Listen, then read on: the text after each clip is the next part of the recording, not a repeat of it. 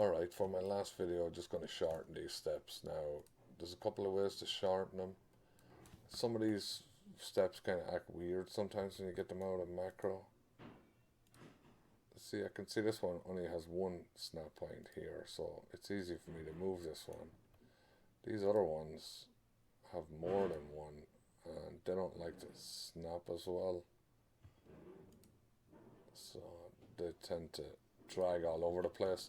So I don't usually get into that. I'll usually either come up here and I'll do split beams, and let's say we select the first three and then select that point, which is the 7-foot mark off this is the inside a stringer, and there you go. That cut them pretty easy. So that way is pretty easy. And then another way is I can use this command, which I use all the time, trim system line. Now what you'll need to do is, obviously, first before you activate that, you'll need to get a system line where you want to trim it to, and then you can select it. So maybe splitting them is easier in this case, but both of them get you back to where you want to be. And then you're going to move this back over, and let's delete that first so we don't end up with two top parts of the stringer. Move this over in the Y direction. There you go.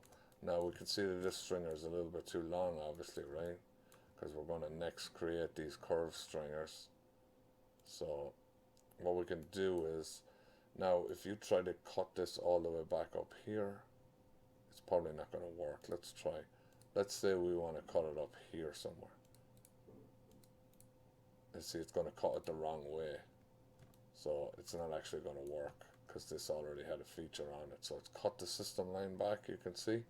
So that's a mistake you don't want to make. It has cut the system line back, but because this is jointed here, if we delete this, you can see the stringer has gone back there. So we don't really want that. You really got to be careful with your system lines. So what I'll do is I'll extend my system line back to there. What I'll do is we can either trim it this way by selecting one of the earlier ones and then just do it twice, and then say we want to trim to here. Let's trim to this one. Or what you can do is you can get your UCS and set it to object and drag it that way, but it's a little unreliable. You'll have to hit the snap in the Y direction, this one here, in order to restrict yourself, but that's probably pretty good, right? So alright, next we're going to create the curved stringers. Okay, bye.